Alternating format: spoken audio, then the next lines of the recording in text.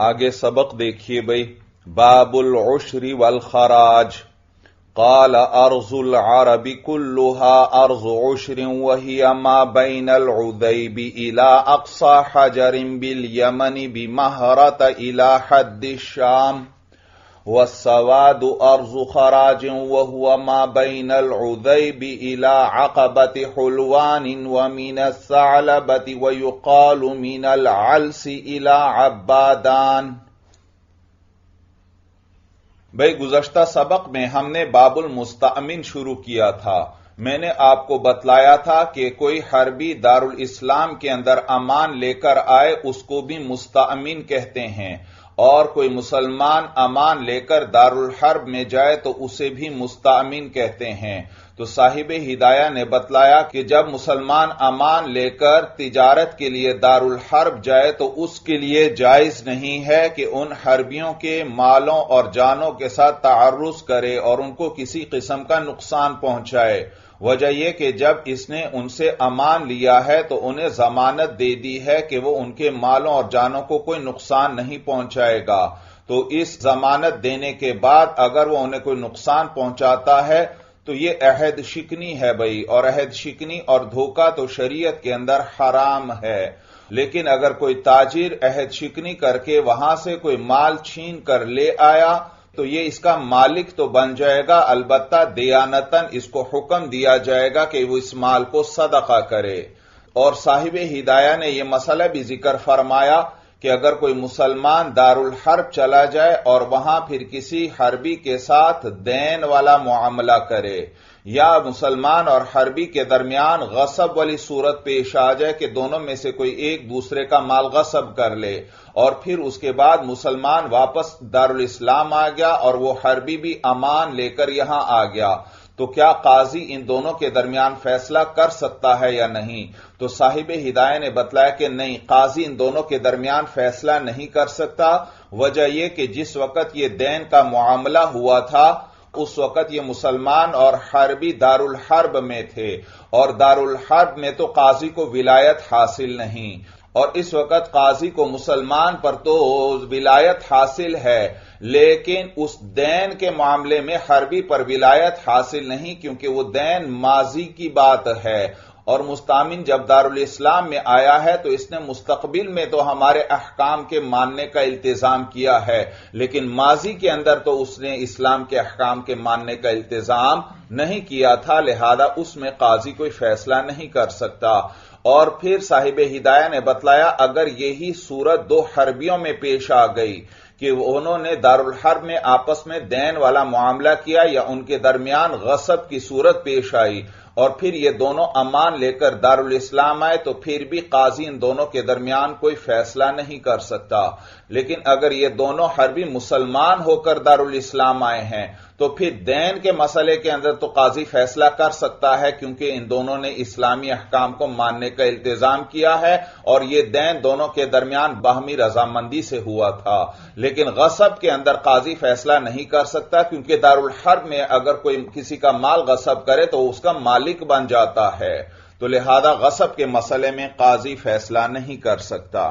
اور پھر صاحب ہدایہ نے یہ مسئلہ ذکر فرمایا کہ اگر دو مسلمان دارالحرب امان لے کر جائیں اور پھر وہاں پر دونوں میں سے ایک دوسرے کو قتل کر دے تو پھر قاتل پر دیت بھی آئے گی، چاہے قتل عمد ہو چاہے قتل خطا ہو، اور یہ دیت قاتل ہی کے مال میں سے ادا کی جائے گی، اس کے اندر عاقلہ اس کے ساتھ شریک نہیں ہوں گے. اور نیز اس قاتل پر قتل خطا کے اندر کفارہ بھی آئے گا، کیونکہ عند الاحناف قتل عمد میں کفارہ نہیں آتا، البتہ قتل خطا کے اندر کفارہ آتا ہے بھائی،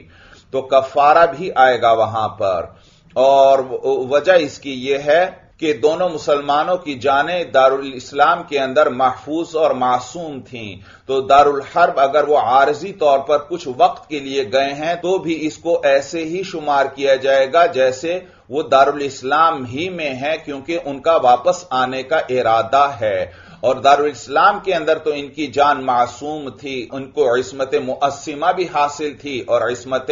متقومہ بھی حاصل تھی، لہذا وہاں دارالحرب میں بھی ان کو یہ حاصل ہے، لہذا دیت بھی آئے گی اور کفارہ بھی آئے گا بھائی۔ البتہ دارالحرب کے اندر قصاص نہیں آ سکتا، اس لیے کیونکہ قصاص کی وصولی کے لیے قوت چاہیے، اور قوت تو امام اور مسلمانوں کی جماعت کے ذریعے ہوگی، اور یہ تو دارالحرب میں موجود نہیں بھائی۔ اور نیز یہ بھی بتلایا صاحب ہدایہ نے کہ یہ دیت جو ہے قاتل ہی کے مال میں سے لی جائے گی، وجہ یہ کہ قتل عمد میں تو بات ظاہر ہے کہ عاقلہ جو ہیں وہ قتل عمد کے اندر دیت ادا کرنے میں شریک نہیں ہوتے، البتہ قتل خطا میں وہ دیت ادا کرنے کے اندر شریک ہوتے ہیں، لیکن اس کی وجہ دراصل یہ ہوتی ہے کہ ان کی طرف سے بھی کوتاہی پائی گئی، ان کا کام تھا کہ اپنے اس آدمی کی حفاظت کرتے قتل کرنے سے، یعنی اس کو قتل کرنے سے منع کرتے، لیکن انہوں نے اس کی حفاظت نہیں کی، لہذا ان سے بھی کوتاہی ہوئی ہے تو یہ بھی دیت ادا کرنے میں شریک ہوں گے۔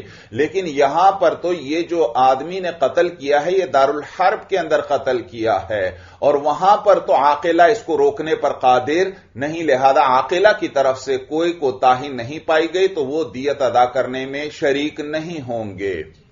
اور اس کے بعد صاحب ہدایہ نے مسئلہ ذکر فرمایا کہ اگر دارالحرب میں کوئی مسلمان قیدی ہے، اس کو کوئی دوسرا مسلمان قیدی قتل کر دیتا ہے یا کوئی مسلمان تاجر قتل کر دیتا ہے تو اس صورت کے اندر امام صاحب کے نزدیک صرف کفارہ آئے گا، دیت نہیں آئے گی، جبکہ صاحبین فرماتے ہیں کہ نہیں، یہ مسلمان قیدی بھی مستامن کے درجے میں ہے، اس کو عصمت مؤسمہ بھی حاصل ہے اور عصمت متقومہ بھی، تو لہذا اس کے اندر کفارہ بھی آئے گا اور دیت بھی آئے گی، جبکہ امام صاحب فرماتے ہیں کہ یہ جو قیدی ہے یہ مغلوب ہو گیا ہے اور یہ پورے طور پر دارالحرب والوں کے قبضے میں آ گیا ہے، یہاں تک کہ ان کے سفر سے یہ بھی مسافر بن جاتا ہے اور ان کی اقامت سے یہ مقیم بن جاتا ہے، تو جب یہ تابع ہو گیا تو یہ ان کے حکم میں ہو گیا، اور دارالحرب والے تو معصوم اور محفوظ نہیں ہے، لہذا یہ بھی معصوم اور محفوظ نہیں ہے، البتہ عصمت مؤسمہ اس کو حاصل ہے اسلام کی وجہ سے،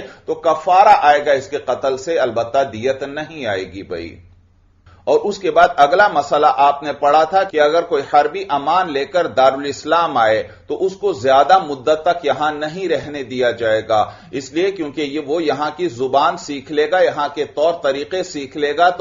تو جاسوس بن جائے گا اور مسلمانوں کے خلاف دشمن کی مدد کرے گا، تو لہذا اس کو زیادہ مدت یہاں ٹھہرنے نہیں دیا جائے گا، البتہ تھوڑی مدت رہنے کی اس کو اجازت ہوگی، کیونکہ اگر ہم اس سے بھی منع کر دیں پھر تو تجارت وغیرہ کا راستہ ہی بند ہو جائے گا۔ اور آپ نے پڑھا کہ اگر کوئی ذمی جو ہے امان لے کر دارالاسلام میں آیا اور امام نے ایک مدت ذکر کر دی کہ اگر اس مدت سے زیادہ تم یہاں رہے تو تم ذمی بن جاؤ گے، تو اگر اس مدت سے وہ زیادہ رہا تو اس صورت میں وہ ذمی بن جائے گا، یا اسی طرح اگر اس نے کوئی زمین خریدی اور اس زمین پر خراج مقرر کر دیا گیا تو اس صورت کے اندر بھی یہ ذمی بن جائے گا۔ اور نیز اسی طرح اگر حربیہ دارالاسلام آئی اور اس نے کسی ذمی یا مسلمان سے نکاح کر لیا تو یہ حربیہ بھی ذمیہ بن جائے گی، لیکن اگر اس کے مقابلے میں کوئی حربی دارالاسلام آیا اور اس نے کسی ذمیہ سے نکاح کر لیا تو یہ حربی جو ہے یہ ذمی نہیں بنے گا، کیونکہ یہ تو طلاق دے کر واپس دارالحرب جا سکتا ہے بھائی، تو اس نے نکاح کی وجہ سے یہاں اقامت کو اپنے اوپر لازم نہیں کیا بھائی۔ اور پھر اس کے بعد آپ نے مسئلہ پڑھا کہ اگر کوئی حربی امان لے کر دارالاسلام کے اندر آیا اور اس نے کسی مسلمان یا ذمی کے ساتھ دین والا معاملہ کیا، یعنی مسلمان اور ذمی کے ذمے اس کا دین آ گیا، یا اس نے ان کے پاس کوئی اپنی امانت رکھوائی اور پھر یہ واپس چلا گیا دارالحرب، اور پھر اس کو اپنا دین یا امانت جو ہے وہ یاد آئی اور یہ واپس دارالاسلام آیا، تو اس مرتبہ یاد رکھو اس کو امان حاصل نہیں ہے، لہذا اس کا خون جو ہے مباح ہے، البتہ اگر یہ دوسری مرتبہ بھی امان لے کر آیا ہے تو پھر اس کو اسی طرح امان حاصل ہوگا۔ اور باقی جو اس کا مال ہے یعنی دارالاسلام کے اندر وہ جو دین ہے یا امانت ہے، صاحب ہدایہ نے آپ کو بتلایا کہ وہ خطرے میں ہے، خطرے میں ہونے کا معنی یہ ہے کہ اگر اس کو قیدی بنا لیا گیا یا اس کے دار پر مسلمانوں نے قبضہ کر لیا اور اس کو قتل کر دیا تو اس صورت کے اندر جو اس نے امانتیں رکھوائی تھیں وہ جو ہے مال فے بن جائیں گی، یعنی غنیمت بن جائیں گی، کیونکہ امانتوں پر تقدیراً مالک ہی کا قبضہ ہوتا ہے۔ تو جب یہ خود غنیمت بن گیا تو اس کا مال بھی غنیمت بن گیا، جبکہ اس کے مقابلے میں اس کا دین جو ہے وہ اگر اس کو قتل کر دیا گیا یا قیدی بنا لیا گیا تو اس کا دین ساقط ہو جائے گا۔ وجہ یہ کہ دین تو کوئی معین مال نہیں ہے، دین تو ایک شخص کے ذمے میں ہوتا ہے اور مطالبے کے ذریعے ثابت ہوتا ہے،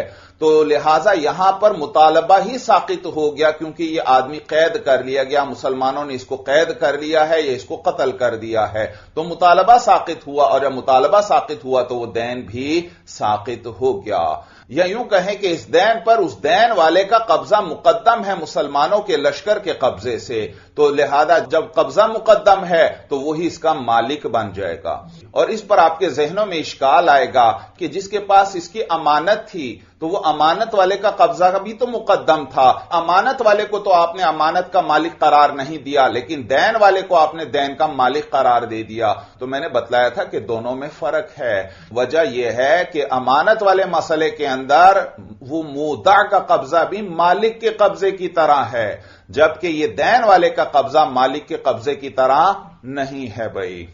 اور اگر مسلمانوں نے ان کے دار پر قبضہ نہیں کیا اور حربی کو ویسے کسی نے قتل کر دیا یا وہ طبعی موت مر گیا تو اس صورت میں اس کی امانت یا اس کا دین یہ اس کے وارثوں کا حق ہے، یہ ان کو دیا جائے گا بھائی۔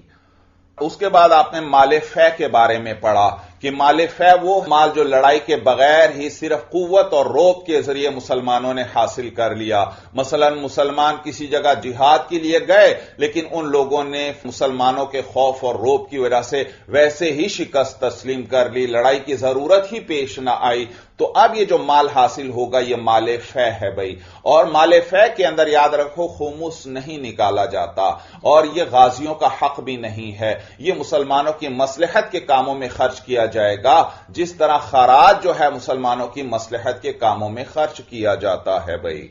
اور اس کے بعد صاحب ہدایہ نے مسئلہ ذکر فرمایا کہ اگر کوئی حربی مسلمان ہوتا ہے تو وہاں 3 صورتیں بنتی ہیں، یا تو حربی امان لے کر دارالاسلام آتا ہے اور یہاں مسلمان ہو جاتا ہے، دوسری صورت یہ ہے کہ وہ دارالحرب میں ہی مسلمان ہوتا ہے لیکن ہجرت کر کے دارالاسلام آ جاتا ہے، اس کو اپنا وطن بنا لیتا ہے، اور تیسری صورت یہ ہے کہ حربی مسلمان تو ہوا لیکن وہیں پر وہ دارالحرب میں ہے، تو اس صورت میں اس کا کون سا مال محفوظ ہوگا اور کون سا مال محفوظ نہیں؟ تو صاحب ہدایہ نے بتلایا کہ حربی اگر امان لے کر دارالاسلام میں آیا ہے اور یہاں مسلمان ہوا ہے تو دارالحرب میں اس کا جتنا مال ہے وہ سارا مال فے ہے، اس لیے کیونکہ وہ مال اس کے قبضے میں نہیں ہے، حتیٰ کہ اس کی نابالغ اولاد جو باپ کے تابع ہو کر مسلمان شمار ہوتی ہے وہ بھی مسلمان شمار نہیں ہوگی کیونکہ وہ الگ دار میں ہیں بھائی، اور وہ بھی مال غنیمت کے اندر داخل ہوں گے بھائی۔ لیکن اس کے برعکس اگر حربی دارالحرب میں ہی مسلمان ہوا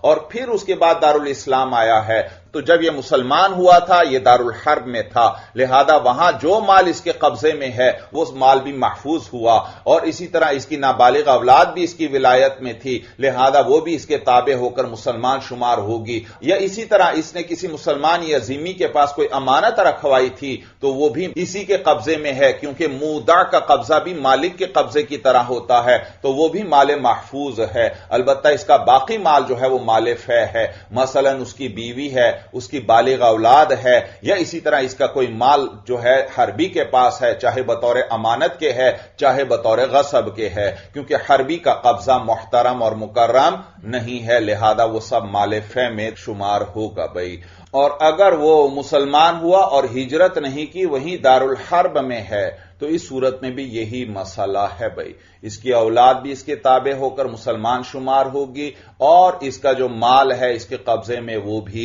وہ بھی اسی کا شمار ہوگا بھائی۔ اور اس کے بعد آپ نے مسئلہ پڑھا تھا کہ دارالحرب میں اگر کوئی حربی مسلمان ہو گیا اور پھر کسی مسلمان نے اسے عمدن یا خطأً قتل کر دیا تو ہمارے نزدیک وہاں پر صرف کفارہ آئے گا، وہاں قصاص بھی نہیں اور دیت بھی نہیں۔ قصاص تو اس لیے نہیں کیونکہ دارالحرب میں مسلمانوں کو قوت حاصل نہیں ہے، اور دیت اس لیے نہیں آئے گی کیونکہ اس کو عصمت متقومہ حاصل نہیں۔ یہ جو حربی دارالحرب میں مسلمان ہوا ہے تو مسلمان ہونے کی وجہ سے اس کو عصمت مؤسمہ تو حاصل ہو گئی، البتہ عصمت متقومہ وہ دارالاسلام آنے سے حاصل ہوگی، اور اس کی وجہ سے قصاص اور دیت آتی ہے، تو لہذا یہاں قصاص اور دیت نہیں آئے گا، صرف کفارہ آئے گا، کیونکہ کفارہ جو ہے اس کا سبب عصمت مؤسمہ ہے بھائی۔ جبکہ امام شافعی رحمہ اللہ فرماتے ہیں کہ اس شخص کے قتل کی وجہ سے قصاص بھی آئے گا اگر اس کو جان بوجھ کر قتل کیا گیا ہے، اور دیت آئے گی اگر اس کو غلطی سے قتل کیا گیا ہے۔ وہ فرماتے ہیں وجہ یہ ہے کہ اس شخص کو عصمت حاصل ہو گئی اسلام کی وجہ سے، اس لیے کیونکہ اسلام عزت کا باعث ہے، اور عصمت کا حاصل ہونا یہ بھی عزت والی چیزوں میں سے ہے، تو اسلام کی وجہ سے اس کو عصمت حاصل ہو گئی بھائی۔ اور نیز وہ فرماتے ہیں کہ عصمت کے اندر اصل جو ہے وہ عصمت مؤسمہ ہے، اس لیے کیونکہ اسی کی وجہ سے زجر حاصل ہو جاتا ہے۔ جو بھی سلیم الفطرت انسان ہو، جب اسے پتا ہو کہ اس قتل کی وجہ سے مجھے آخرت میں میرا مواخذہ ہوگا تو وہ قتل سے روکے گا بھائی۔ تو معلوم ہوا عصمت کے اندر اصل عصمت مؤسمہ ہے، کیونکہ اسی کے ذریعے ڈانٹ حاصل ہو گئی۔ اصل مقصد کیا تھا؟ ڈانٹ اور زجر تھی کہ لوگ اس جرم سے رک جائیں، تو فطرت سلیمہ والا شخص تو اسی کی وجہ سے رک جائے گا۔ البتہ عصمت متقومہ کی وجہ سے یہ عصمت مؤسمہ کامل ہو جائے گی، کیونکہ اس کے ذریعے کامل طور پر رکنا پایا جائے گا قتل جیسے جرم سے۔ وجہ یہ کہ فطرت سلیمہ والا وہ تو عصمت مؤسمہ کی وجہ سے ہی رک جاتا ہے، لیکن بعض کم عقل لوگ جو ہیں جب تک دنیاوی سزا نہ ہو وہ جرم سے باز نہیں آتے، تو لہذا جب دنیاوی سزا بھی آ جائے گی یعنی عصمت متقومہ، تو اب لوگ کامل طور پر اس جرم سے، اس قتل والے جرم سے رک جائیں گے۔ تو معلوم ہوا کہ عصمت مؤسمہ اصل ہے، اسی کی وجہ سے انسان اس جرم سے رک جاتا ہے۔ البتہ عصمت متقومہ کے ذریعے یہی رکنا کامل طور پر پایا جائے گا۔ معلوم ہوا عصمت مؤسمہ جو ہے وہ کامل ہو جاتی ہے عصمت متقومہ کے ذریعے، تو عصمت متقومہ وصف کے درجے میں ہو گئی عصمت مؤسمہ کے لیے۔ تو امام شافعی رحمہ اللہ کے نزدیک عصمت مؤسمہ اصل اور عصمت متقومہ اس کے لیے وصف کے درجے میں، اور اصل یعنی عصمت مؤسمہ جب اسلام کی وجہ سے حاصل ہو رہی ہے تو جو وصف ہے یعنی عصمت متقومہ وہ بھی اسلام کی وجہ سے ہی حاصل ہو جائے گی۔ تو اس شخص کو دونوں عصمتیں حاصل تھیں، تو عصمت متقومہ کی وجہ سے قصاص آئے گا قتل عمد میں، اور دیت آئے گی قتل خطا کے اندر، اور عصمت مؤسمہ کی وجہ سے کفارہ آئے گا۔ جبکہ ہم کہتے ہیں کہ یہ شخص جو دارالحرب میں مسلمان ہوا ہے اسے عصمت مؤسمہ تو حاصل ہو گئی، لیکن عصمت متقومہ ابھی بھی حاصل نہیں ہوئی بھائی۔ وجہ یہ کہ قرآن میں اللہ فرماتے ہیں فَإِن كَانَ مِن قَوْمٍ عَدُوٍّ لَكُمْ، اگر وہ مقتول ان لوگوں میں سے ہوا جو تمہارے دشمن ہیں، وَهُوَ مُؤْمِنٌ، اس حال میں کہ وہ مقتول مومن ہے، مسلمان ہے، فَتَحْرِيرُ رَقَبَةٍ مُؤْمِنَةٍ، تو پھر ایک مومن گردن کا آزاد کرنا ہے، یعنی ایک مومن غلام یا باندی کو آزاد کرنا پڑے گا۔ تو صاحب ہدایہ نے اس کو دلیل بنایا دو طرح سے، کہ یا تو یہ جو فا ہے یہ فا جزا والی ہے، اور معلوم ہوا یہی جزا ہے اور چیز نہیں۔ اسی آیت کے شروع میں اللہ فرماتے ہیں وَمَنْ قَتَلَ مُؤْمِنًا خَطَأً فَتَحْرِيرُ رَقَبَةٍ مُؤْمِنَةٍ وَدِيَةٌ مُسَلَّمَةٌ إِلَىٰ أَهْلِهِ، وہاں ذکر ہے کہ اگر کسی نے مومن کو غلطی سے قتل کر دیا تو وہاں کفارہ بھی آئے گا اور دیت بھی آئے گی، لیکن یہاں پر فَإِن كَانَ مِن قَوْمٍ عَدُوٍّ لَكُمْ وَهُوَ مُؤْمِنٌ فَتَحْرِيرُ رَقَبَةٍ مُؤْمِنَةٍ، یہاں صرف کفارے کا ذکر ہے، یہاں دیت کا ذکر نہیں۔ تو صاحب ہدایہ فرماتے ہیں کہ ہماری دلیل یا تو یہ فا ہے، فا آتی ہے جزا پر، اور معلوم ہو یہی ساری جزا ہے، یہی کرنا کافی ہے، یعنی یہ کفارہ دینا ہی کافی ہے، کیونکہ میں نے بتلایا کہ فا آتی ہے جزا کے لیے، تو گویا تقدیر کلام یوں ہے فجزاؤہ تحریر رقبۃ مؤمنہ، اور جزا یجزی جزاءً کا معنی ہوتا ہے کافی ہونا، یعنی اللہ فرما رہے ہیں کہ تحریر رقبہ ہی اس کے لیے کافی ہے بھائی۔ یا اس آیت کو ہم دلیل بناتے ہیں اس طور پر کہ یہاں پر جو جزا اللہ نے ذکر فرمائی وہ صرف تحریر رقبہ ہی کو ذکر فرمایا ہے اور کوئی چیز ذکر نہیں کی، حالانکہ یہ بیان کا مقام تھا، اگر کوئی اور چیز بھی جزا کے طور پر آ رہی ہے تو اللہ اس کو بھی ذکر فرماتے۔ جب اللہ نے اور کسی چیز کو ذکر نہیں فرمایا، صرف اسی چیز کو ذکر فرمایا ہے، تو معلوم ہوا صرف یہی جزا ہے، یہی جزا ہے، یعنی صرف کفارہ آئے گا، یہاں دیت نہیں آئے گی۔ بات سمجھ میں آ گئی۔ اور نیز ہم امام شافعی رحمہ اللہ کو جواب دیتے ہیں کہ آپ کے نزدیک تو عصمت مؤثمہ اصل ہے اور عصمت متقومہ اس کا وصف ہے، لیکن ہمارے نزدیک دونوں عصمتیں اصل ہیں۔ عصمت مؤثمہ اصل ہے آدمی ہونے کی وجہ سے، تو اس میں آدمی ہونا اصل ہے اور مال اس کے تابع ہے، اور عصمت متقومہ جو ہے، متقوم کے لفظ سے ہی پتہ چل رہا ہے قیمت والا ہونا، اور قیمت والا تو مال ہوتا ہے، تو عصمت متقومہ کے اندر مال اصل ہے اور نفس اس کے تابع ہے بھائی۔ تو عصمت مؤثمہ کے اندر آدمی ہونا اصل ہے اور مال اس کے تابع ہے۔ وجہ یہ کہ انسان کو اللہ نے مکلف بنایا ہے، اس کے لیے شرعی احکام نازل فرمائے ہیں، اور انسان شرعی احکام پر تبھی عمل کر سکتا ہے جب وہ باقی رہے، جب وہ زندہ رہے، اور زندہ وہ تبھی رہ سکتا ہے جب اس کے ساتھ تعرض کرنا اور اسے قتل کرنا حرام ہو۔ اگر اس کے ساتھ تعرض حرام نہیں، پھر تو وہ زندہ نہیں رہے گا، تو وہ شرعی احکام پر عمل کیسے کرے گا؟ تو لہذا معلوم ہوا عصمت مؤثمہ جو ہے آدمی ہونے کی وجہ سے انسان کو حاصل ہوتی ہے کیونکہ وہ مکلف ہے، اور جبکہ مال کی عصمت وہ آدمی ہونے کے تابع ہے کہ اس کے مال کو بھی عصمت حاصل ہو جاتی ہے، وہ اس مال کا مالک بن جاتا ہے، وہ معصوم اور محفوظ بن جاتا ہے۔ وجہ یہ کہ مکلف محتاج ہے کہ ان چیزوں سے فائدہ اٹھائے۔ حالانکہ قرآن میں اللہ فرماتے ہیں خلق لکم ما فی الارض جمیعا، کہ زمین میں جو کچھ ہے وہ اللہ نے تمہارے لیے پیدا فرمایا ہے، اور یہ آیت تقاضا کر رہی ہے کہ زمین کی ہر چیز سے فائدہ اٹھانا مباح ہے۔ اس کا مطلب ہے کہ کوئی شخص شکار پکڑ کر لے آئے پھر بھی مباح ہی رہے گا، کوئی شخص جنگل سے لکڑیاں لے آئے وہ پھر بھی مال مباح ہی رہے گا، لیکن انسان تو محتاج ہے ان چیزوں سے نفع اٹھانے کے لیے کہ اسے ان چیزوں کا مالک قرار دیا جائے، کیونکہ اگر مالک قرار نہیں دیں گے تو یہ چیزیں تو دوسرے لے جائیں گے، اس سے یہ ان سے فائدہ نہیں اٹھا سکے گا، تو لہذا اس کے مال کو بھی عصمت حاصل ہو گئی اس آدمی ہونے کی وجہ سے۔ تو عصمت مؤثمہ میں آدمی ہونا اصل ہے اور مال اس کے تابع، جبکہ عصمت متقومہ کے اندر مال اصل ہے، اس لیے کیونکہ قیمت والا ہونا بتلاتا ہے کہ اگر اس کو نقصان پہنچایا تو تلافی کرنا پڑے گی، اور تلافی تو مال کے اندر ہو سکتی ہے، جانوں کے اندر نہیں، کیونکہ مال ایک دوسرے کے مثل ہوتے ہیں، جانیں ایک دوسرے کے مثل نہیں ہوتی، اور مال تو محفوظ ہوتا ہے دارالاسلام کے اندر لانے سے۔ جب مال دارالاسلام لایا جائے گا پھر ہی وہ مال محفوظ بنے گا، تو جب مال جو عصمت متقومہ میں اصل ہے وہ جب دارالاسلام میں آنے سے معصوم ہو رہا ہے تو نفس جو ہے، جان جو ہے، وہ بھی دارالاسلام میں لانے سے ہی وہ محفوظ ہوگی، اس کو عصمت حاصل ہو جائے گی۔ بات سمجھ میں آ گئی؟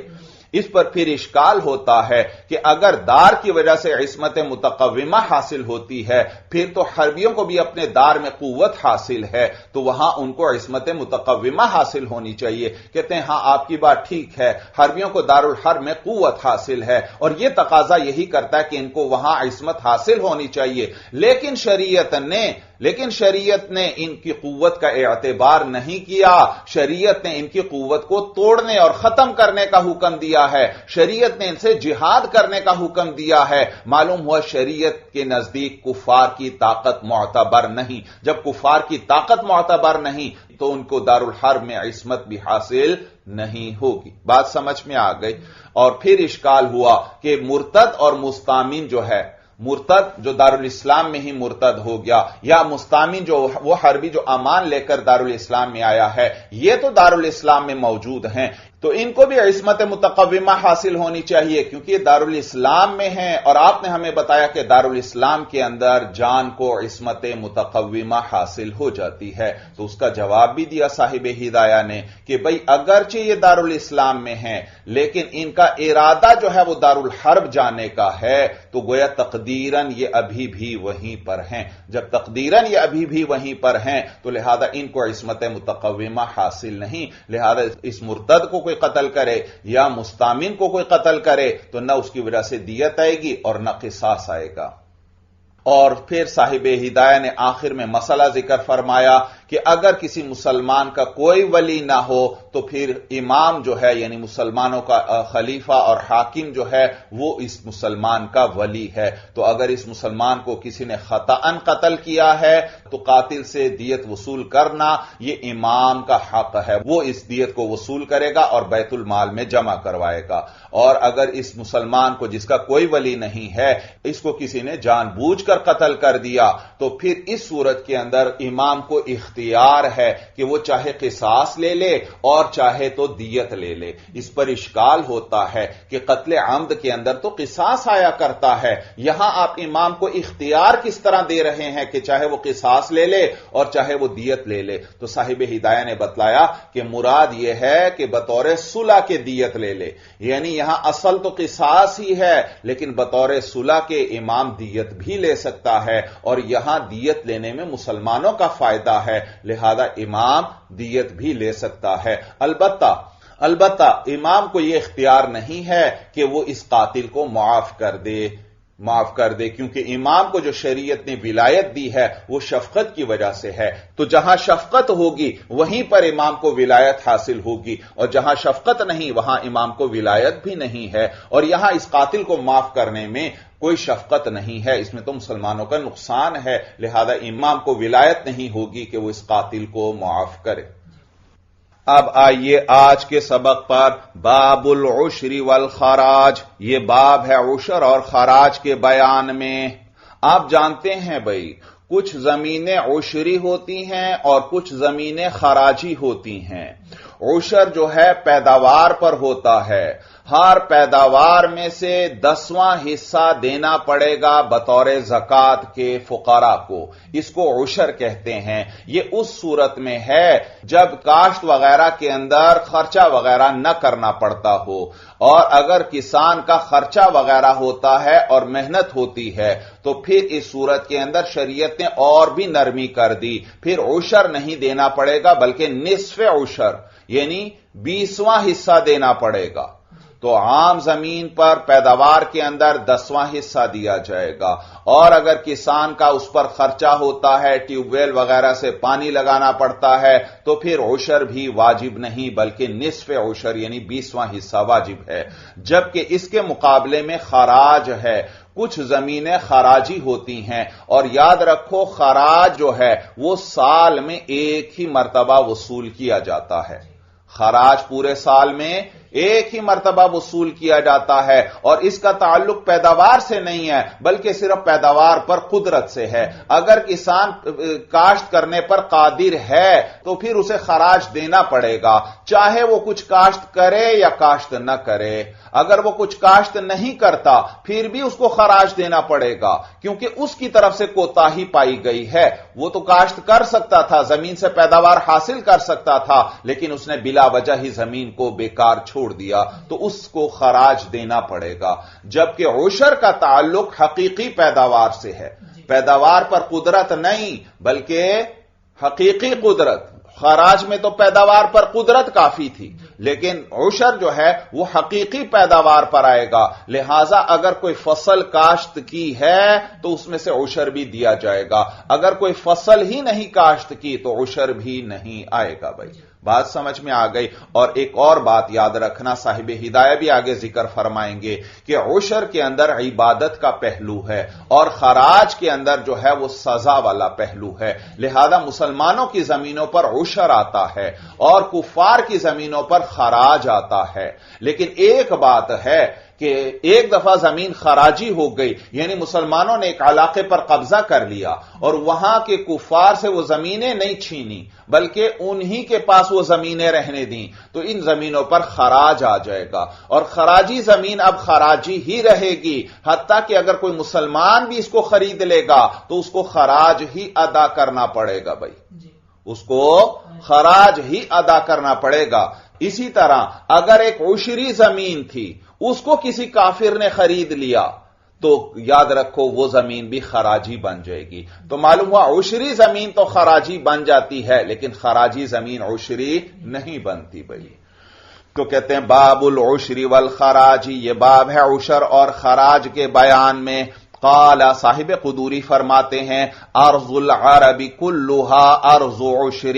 کہ عرب کی زمین جو ہے وہ ساری عشری زمین ہے۔ آگے بتلائیں گے کیونکہ نبی کریم صلی اللہ علیہ وسلم اور خلفائے راشدین نے عرب کی زمین پر خراج مقرر نہیں فرمایا۔ زمین پر دو چیزوں میں سے ایک چیز تو ضرور آتی ہے، یا خراج آتا ہے یا عشر آتا ہے، تو جب خراج مقرر نہیں فرمایا تو ظاہر سی بات ہے کہ ان پر عشر آئے گا، تو عرب کی ساری زمین عشری ہے بھائی۔ تو کہتے ہیں قال صاحب قدوری فرماتے ہیں ارض العرب کلھا ارض عشرین، کہ عرب کی ساری زمین جو ہے وہ عشری زمین ہے۔ وہی ما بین العزیب الى اقصى حجر بالیمن بمہرۃ الى حد الشام۔ اب اس کی حدود بیان فرما رہے ہیں، یہ جو عرب کی زمین ہے یہ کہاں سے کہاں تک ہے، اس کی حدود کیا ہیں؟ کہتے ہیں وہی، اور یہ جو عرب کی زمین ہے ما بین العزیب الى اقصى حجر بالیمن، یہ وہ ہے جو عزیب سے لے کر الى اقصى حجر بالیمن، اقصا کہتے ہیں آخری کنارے کو، الى اقصى حجر بالیمن، یمن کے اندر حجر مقام کے آخری کنارے تک ہے۔ یہ عرب کی زمین، اس کی لمبائی بیان فرما رہے ہیں، اس کی لمبائی ذکر کی جا رہی ہے کہ لمبائی کے اندر یہ عزیب مقام سے لے کر یمن کے اندر جو حجر مقام ہے اس کے آخری کنارے تک یہ ہے اس زمین کی لمبائی بھائی، اور چوڑائی بھی آگے بتلائیں گے کہ اس کی چوڑائی جو ہے وہ شام کی سرحد تک ہے۔ کہاں تک؟ شام کی سرحد تک ہے، یعنی ایک طرف تو اس کے سمندر ہے بھائی، یعنی جدہ جو ہے، جدہ سمندر کے کنارے ہے، تو جدہ کے ساحل سے لے کر شام کی سرحد تک یہ اس زمین کی چوڑائی ہے۔ یہ ساری سرزمین عرب ہے، اس کے اوپر عشر ہے، خراج نہیں ہے۔ تو کہتے ہیں وہی ما بین العزیب الی اقصى حجر بالیمن، اور یہ وہ زمین ہے جو عزیب سے لے کر یمن کے اندر حجر کے آخری کنارے تک ہے۔ بمہرۃ، مہرہ یہ بھی یمن کے اندر ایک علاقہ ہے بھائی، جیسے ملک کے اندر ایک صوبہ ہوتا ہے اور پھر اس میں شہر ہوتا ہے، تو اسی طرح یہ بمہرہ یہ بدل ہے یمن سے، یہ بدل ہے یمن سے۔ تو ترجمہ کیا ہوا تھا؟ یمن کے اندر حجر کے آخری کنارے تک، یعنی مہرہ کے اندر حجر کے آخری کنارے تک۔ معلوم ہوا یہ حجر مقام یہ مہرہ علاقے کے اندر واقع ہے، اور مہرہ علاقہ جو ہے وہ یمن کے اندر ہے۔ سورج سمجھ میں آ رہی ہے؟ تو کہتے ہیں وہی ما بین العزیب الی اقصى حجر بالیمن بمہرۃ، میں نے بتلایا یہ بمہرہ بدل ہے بالیمن سے بھائی۔ تو اب ترجمہ توجہ سے سنیے، کہتے ہیں وہی ما بین العزیب الی اقصى حجر بالیمن بمہرۃ، اور یہ عرب کی سرزمین جو ہے یہ عزیب مقام سے لے کر یمن کے اندر یعنی مہرہ کے اندر حجر کے آخری کنارے تک ہے۔ یہ یمن کے اندر یعنی مہرہ کے اندر حجر کے آخری کنارے تک ہے۔ الی حد الشامی، شام کی حد تک،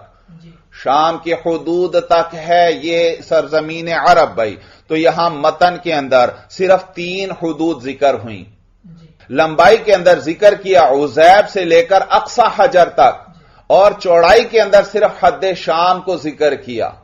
چوڑائی کے اندر صرف حد شام کو ذکر کیا، یعنی 3 جہتیں بیان کی، چوتھی جانب بیان نہیں کی کیونکہ چوتھی جانب سمندر ہے بھائی۔ تو میں نے بتلایا کہ جدہ کے ساحل سے لے کر شام کی حد تک ہے یہ سرزمین عرب بھائی۔ آگے دیکھیے وَالسَّوَادُ أَرْضُ خَرَاجٍ، اور سواد جو ہے وہ خراجی زمین ہے۔ سواد سے مراد ہے سواد عراق۔ بھائی اس کا ذکر ماقبل میں غنیمتوں کے بیان میں اس کا ذکر ہو چکا ہے کہ یہ حضرت عمر رضی اللہ تعالیٰ عنہ کے زمانے میں یہ سواد عراق کا علاقہ فتح کیا گیا، اور یہ بہت بڑا علاقہ ہے اور بے انتہا سرسبز و شاداب ہے، بڑی اعلی زمینیں ہیں یہاں کی، بہت بہترین پیداوار ہوتی ہے۔ اور اس کو سواد اس لیے کہتے ہیں کہ آپ جانتے ہیں کہ جب زمین پر سبزہ وغیرہ زیادہ ہو تو دور سے دیکھیں تو کچھ سیاہی معلوم ہوتی ہے، تو اس لیے اس کو سواد عراق کہتے ہیں، عراق کی سیاہی۔ بھائی تو یہ جو سواد عراق ہے اس پر حضرت عمر رضی اللہ تعالیٰ عنہ نے خراج مقرر فرمایا تھا صحابہ کے مشورے سے، تو اسی کو ذکر کر رہے ہیں۔ کہتے ہیں وَالسَّوَادُ أَرْضُ خَرَاجٍ، اور سواد جو ہے وہ خراجی زمین ہے، وَهُوَ مَا بَيْنَ الْعُزَيْبِ إِلَىٰ عَقَبَةِ حُلْوَانٍ۔ اب اس کی حدود بیان کر رہے ہیں۔ بھائی حدود، بھائی عزیب تک سرزمین عرب ہے اور عزیب سے آگے پھر سواد عراق شروع ہوتا ہے، تو کہتے ہیں وَهُوَ مَا بَيْنَ الْعُزَيْبِ إِلَىٰ عَقَبَةِ حُلْوَانَ، حلوان یا حلوان بھئی یہ جگہ کا نام ہے۔ اور عقبہ یاد رکھو، عقبہ کہتے ہیں دشوار گزار پہاڑی راستے کو، دشوار گزار پہاڑی راستے کو عقبہ کہتے ہیں، یعنی گھاٹی جو ہے، گھاٹی۔ تو الی عقبۃ حلوانا، حلوان کی گھاٹی تک، عزیب سے لے کر، یہ عرض سواد کہاں تک ہے؟ عزیب سے لے کر حلوان کی گھاٹی تک۔ معلوم ہوا حلوان کے پاس کچھ پہاڑیاں وغیرہ ہوں گی تو ان تک یہ اس کی حدود ہیں۔ بھائی تو کہتے ہیں وَهُوَ مَا بَيْنَ الْعُزَيْبِ إِلَىٰ عَقَبَةِ حُلْوَانَ، اور یہ سواد عراق جو ہے وہ عزیب سے لے کر حلوان کی گھاٹی تک ہے۔ وَمِنَ الثَّعْلَبَةِ، وَمِنَ الثَّعْلَبَةِ، بھئی میری کتاب میں الثعلبہ ہے، لیکن ہدایہ کے دیگر نسخوں میں اور دیگر کتابوں میں یہ ثعلبیہ ہے، ثعلبہ نہیں ہے بلکہ ثعلبیہ ہے، یا مشدد بھی آخر میں ہے۔ بھئی کہتے ہیں وَمِنَ الثَّعْلَبِيَّةِ وَيُقَالُ مِنَ الْعَلْسِ إِلَىٰ عَبَّادَانَ۔ اب لمبائی بیان کر رہے ہیں کہ یہ سواد عراق جو ہے لمبائی کے اندر ثعلبیہ سے لے کر عبادان تک ہے، ثعلبیہ سے لے کر عبادان تک ہے، اور یہ بھی کہا جاتا ہے کہ علس سے لے کر عبادان تک ہے، ثعلبیہ سے لے کر عبادان تک ہے یا علس سے لے کر عبادان تک، یہ ہے سواد عراق کی لمبائی۔ کہتے ہیں وَمِنَ الثَّعْلَبِيَّةِ، اور ثعلبیہ سے لے کر، وَيُقَالُ مِنَ الْعَلْسِ، اور کہا جاتا ہے علس سے لے کر، إِلَىٰ عَبَّادَانَ، عبادان تک، یہ اس سواد عراق کی لمبائی ہے۔ لأن النبي عليه الصلاة والسلام والخلفاء الراشدين رضي الله تعالى عنهم لم يأخذوا الخراج من أراضي العرب۔ بھئی یہاں سے دلیل ذکر کر رہے ہیں، متن میں ذکر کیا کہ عرب کی ساری زمین عشری ہے اور سواد عراق کی ساری زمین خراجی ہے، تو اب دلیل ذکر کر رہے ہیں۔ کہتے ہیں لِأَنَّ النَّبِيَّ عَلَيْهِ الصَّلَاةُ وَالسَّلَامُ وَالْخُلَفَاءَ الرَّاشِدِينَ رَضِيَ اللَّهُ تَعَالَى عَنْهُمْ، اس لیے کیونکہ نبی کریم صلی اللہ علیہ وسلم اور خلفائے راشدین جو ہیں انہوں نے لم يأخذوا الخراج من اراضی العرب، انہوں نے عرب کی زمینوں سے خراج نہیں لیا، ان سے خراج نہیں لیا۔ جب خراج نہیں لیا معلوم ہو وہ عشری زمینیں ہیں۔ وَلِأَنَّهُ بِمَنزِلَةِ الْفَيْءِ، اور اس لیے کیونکہ یہ جو ہے فے کے درجے میں ہیں، مال فے بھائی جو بغیر لڑائی کے حاصل ہوتا ہے، کہتے ہیں وَلِأَنَّهُ بِمَنزِلَةِ الْفَيْءِ، اور اس لیے کیونکہ یہ مال فے کے درجے میں ہے، فَلَا يَثْبُتُ فِي أَرَاضِيهِمْ كَمَا لَا يَثْبُتُ فِي رِقَابِهِمْ، لہذا ان کی زمینوں میں خراج ثابت نہیں ہوگا جیسے کہ ان کی گردنوں میں خراج ثابت نہیں ہو سکتا۔ بھائی آپ پڑھ چکے ہیں کہ اگر مسلمان کسی علاقے پر قبضہ کر لیں اور زمینوں کو غازیوں میں تقسیم کرنے کے بجائے انہی کفار کے پاس رہنے دیں تو اس زمین پر خراج آئے گا، سالانہ ٹیکس آئے گا، جسے کیا کہتے ہیں خراج، اور وہ کافر بھی چونکہ مملکت اسلامیہ کے اندر آ گئے لہذا ان پر جزیہ آئے گا، اور جزیے کو خراج الرأس کہتے ہیں۔ کیا کہتے ہیں؟ خراج الرأس کہتے ہیں. یہ بات پہلے بھی گزری تھی کہ مشرکین عرب جو ہیں ان سے جزیہ قبول نہیں کیا جا سکتا، چونکہ ان کی زبان میں قرآن نازل ہوا ہے اور نبی کریم صلی اللہ علیہ وسلم عربوں کے اندر بھیجے گئے ہیں، لہذا ان کے ساتھ فیصلہ صرف اسلام یا تلوار کے ذریعے ہوگا. یا تو وہ اسلام لے آئیں تو ان کی جانیں محفوظ ہو جائیں گی، یا تلوار کے ساتھ ان کا مقابلہ کر کے ان کو قتل کر دیا جائے گا. تو مشرکین عرب جو ہیں ان سے جزیہ قبول نہیں کیا جا سکتا، یعنی خراج الرأس ان سے قبول نہیں کیا جا سکتا. جب مشرکین عرب سے خراج الرأس قبول نہیں کیا جا سکتا تو ان کی زمینوں پر خراج الارض بھی نہیں آئے گا. بھائی بات سمجھ میں آ گئی، کیونکہ خراج الارض کن پر آتا ہے؟ جن پر خراج الرأس بھی آتا ہے. توجہ ہے؟ کہتے ہیں وَلِأَنَّهُ بِمَنزِلَةِ الْفَيْءِ، اور اس لیے کیونکہ یہ عرب جو ہے یہ مال فے کے درجے میں ہے. فَلَا يَثْبُتُ فِي أَرَاضِيهِمْ، لہذا عربوں کی زمینوں میں خراج ثابت نہیں ہوگا. کما لا يثبت فی رقابہم، جیسے کہ خراج ان کی گردنوں میں ثابت نہیں ہو سکتا، یعنی ان پر جزیہ نہیں آ سکتا. وہذا لأن وضع الخراج من شرطہ ان یقر اہلھا علی الکفر. وہی وجہ ذکر کر رہے ہیں، کہتے ہیں وجہ یہ کہ خراج کو مقرر کرنے کے لیے شرط ہے کہ اس زمین کے مالکوں کو کفر پر ہی برقرار رہنے دیا جائے، ان کو کفر پر رہنے کی اجازت ہو. جب زمین والے کفر پر رہیں گے تو ان کے اوپر جزیہ آئے گا اور ان کی زمینوں پر خراج آئے گا. لیکن مشرکین عرب سے تو صرف یا اسلام قبول کیا جائے گا یا تلوار سے ان کو قتل کر دیا جائے گا. تو جب مشرکین عرب پر جزیہ نہیں آ سکتا تو ان کی زمینوں پر خراج بھی نہیں آ سکتا. کہتے ہیں وہذا، اور یہ اس وجہ سے لأن وضع الخراج من شرطہ، اس لیے کیونکہ خراج مقرر کرنے کی شرط میں سے ہے کہ ان یقر اہلھا علی الکفر، کہ زمین والوں کو برقرار رہنے دیا جائے کفر پر. کما فی سواد العراقی، جیسے کہ سواد عراق میں تھا کہ ان کے رہنے والوں کو کفر پر ہی رہنے کی اجازت دی گئی. وَمُشْرِكُ الْعَرَبِ لَا يُقْبَلُ مِنْهُمْ إِلَّا الْإِسْلَامُ أَوِ السَّيْفُ، اور عرب کے جو مشرکین ہیں ان سے تو قبول نہیں کیا جائے گا إِلَّا الْإِسْلَامُ أَوِ السَّيْفُ، مگر صرف اسلام یا تلوار. وعمر رضی اللہ تعالی عنہ حین فتح السواد، یہاں سے دلیل ذکر فرما رہے ہیں وہ جو متن کے اندر دوسری بات ذکر ہوئی تھی کہ سواد عراق کی ساری زمین خراجی ہے. تو کہتے ہیں وعمر رضی اللہ تعالی عنہ حین فتح السواد، اور جس وقت حضرت عمر فاروق رضی اللہ تعالی عنہ نے سواد عراق کو فتح فرمایا، وضع الخراج علیہا، تو انہوں نے اس زمین پر خراج مقرر فرمایا، بمحضر من الصحابۃ رضی اللہ تعالی عنہم، صحابہ کرام رضوان اللہ تعالی علیہم اجمعین کی موجودگی میں،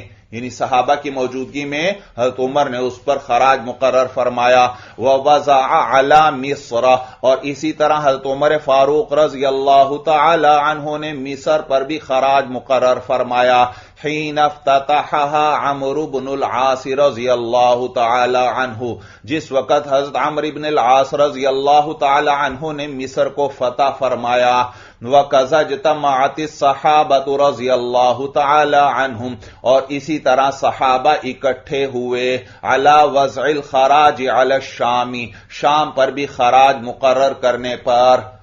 تو ان سب میں صحابہ کا اجماع ہو گیا، کیونکہ حضرت عمر رضی اللہ تعالیٰ عنہ نے صحابہ کی موجودگی میں اس کا فیصلہ فرمایا اور کسی نے اس کا انکار نہیں کیا، تو معلوم ہوا سب کی طرف سے اس پر اجماع ہو گیا.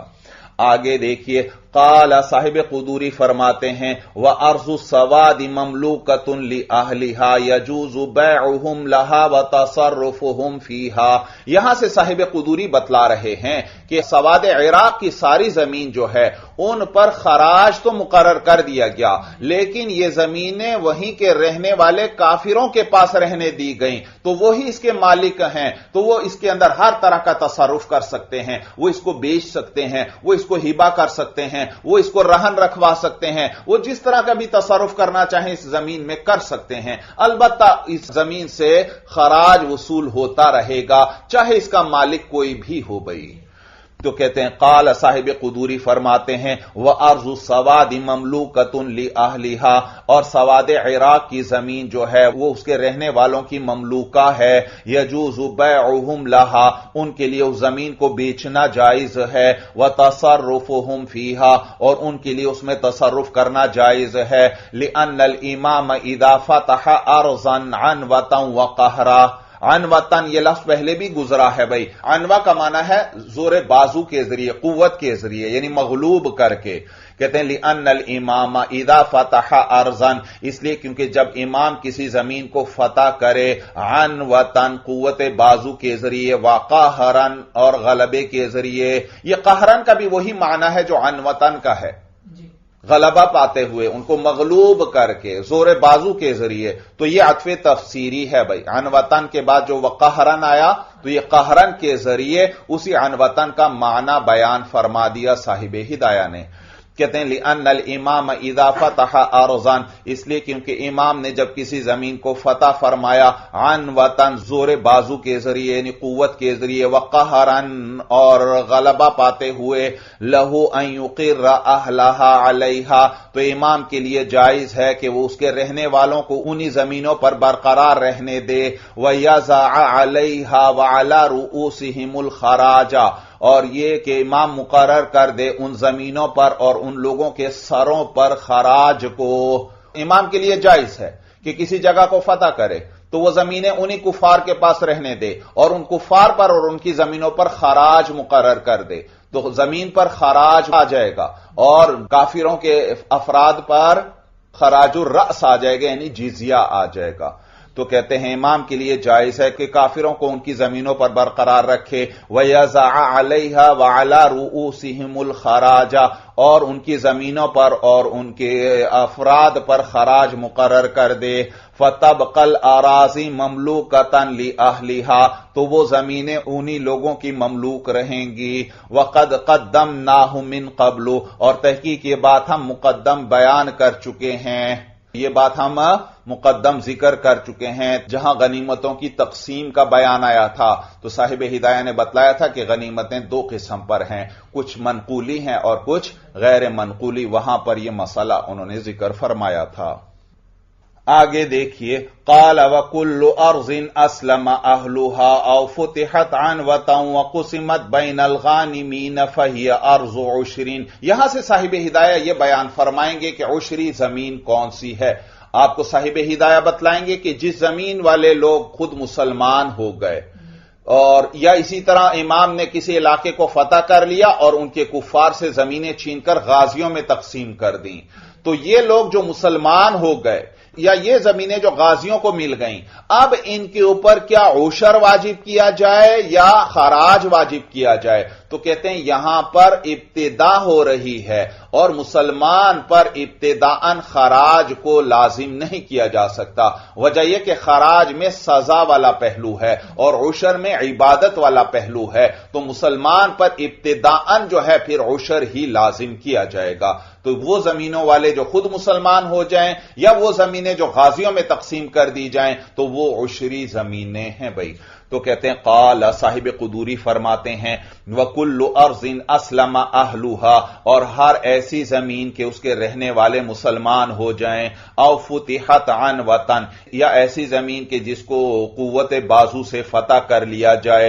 وَقُسِمَتْ بَيْنَ الْغَانِمِينَ، اور پھر وہ زمینیں غنیمت والوں کے درمیان تقسیم کر دی جائیں، فَهِيَ أَرْضُ عُشْرٍ، تو یہ عشری زمین ہے، لِأَنَّ الْحَاجَةَ إِلَى ابْتِدَاءِ التَّوْظِيفِ عَلَى الْمُسْلِمِ، توظیف بھائی وظف یوظف، توظیف کا معنی ہے وظیفہ مقرر کرنا، تو اب اس پر عشر کا وظیفہ مقرر کیا جائے گا یا خراج والا؟ تو بتلائیں گے کہ مسلمان پر ابتداءً وظیفہ مقرر کیا جا رہا ہے اور عشر مسلمان کے مناسب ہے، لہذا اس پر عشر مقرر کیا جائے گا۔ کہتے ہیں لِأَنَّ الْحَاجَةَ إِلَى ابْتِدَاءِ التَّوْظِيفِ عَلَى الْمُسْلِمِ، اس لیے کیونکہ یہاں پر حاجت ہے مسلمان پر وظیفہ مقرر کرنے کی ابتدا کی، وَالْعُشْرُ أَلْيَقُ بِهِ، اور عشر جو ہے مسلمان کے زیادہ لائق ہے، لِمَا فِيهِ مَعْنَى الْعِبَادَةِ، اس وجہ سے کہ عشر کے اندر عبادت والا معنی ہے،